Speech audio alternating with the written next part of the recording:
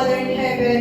Holy be your name, thy kingdom come, thy will be done on earth as it is in heaven. Hallelujah, yes, Lord. Thank you for the powerful of your word, for the powerful of our praise and worship.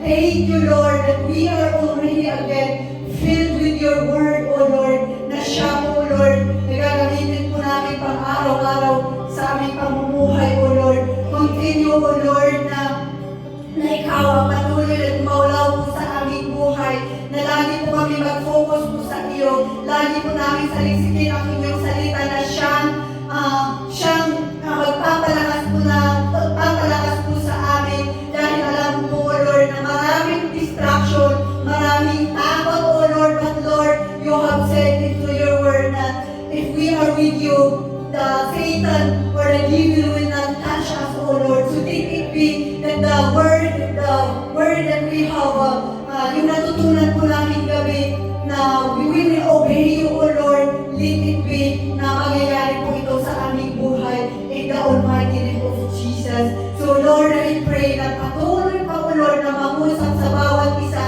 lalo-lalo na, O Lord, sa aming mga leaders, pastor, O Lord, patuloy ka, O Lord, at walaw po sa kanila, O Lord, dahil alam po namin na ito, O Lord, ang panahon, O Lord, na hindi po sila matatahimik, O Lord, but we will continue, O Lord, to proclaim your word, because we believe into your word, that your word give love, O Lord, that your word give peace, O Lord, your word give healing to the people, O Lord, and every, O Lord, it gives everlasting life in the almighty name of Jesus. It gives victory upon victory to each and everyone in Jesus' name. So I pray na continue to fill them with your Holy Spirit, O Lord.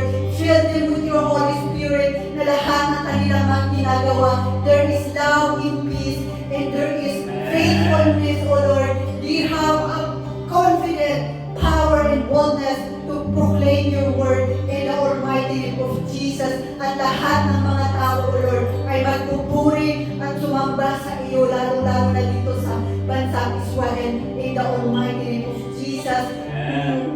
Hallelujah. Speak to them, O Lord, that they will never forget to pray for the peace of Israel, because this is what you want, O Lord, as you have said into the book of Psalms, that every believers will pray for the peace of Israel. So listen to, O Lord, that listen to their prayer in the almighty name of Jesus. So Lord, we thank you. Maraming salamat sa pagtapos po namin, O Lord. Maraming salamat sa victory, O Lord. And I pray, O Lord, na patuloy mo kami na protektahan, O Lord, kahit saan po kami, O Lord. Bind us with your power, O God. Bind us with your precious blood, that whatever, O Lord, the work of evil, it will not prosper, O Lord. Pero kami po, O Lord, ay mag-living din, because we have the life that you have given to us, O Lord, in the almighty name of Jesus. We thank you, O Lord. We thank you, O Lord. Thank you, O Lord, in the almighty name of Jesus. Thank you. Ito po ang aming dalangin sa pangalan ni Jesus. Amen. Amen. Amen. Praise the Lord. Hallelujah. Amen.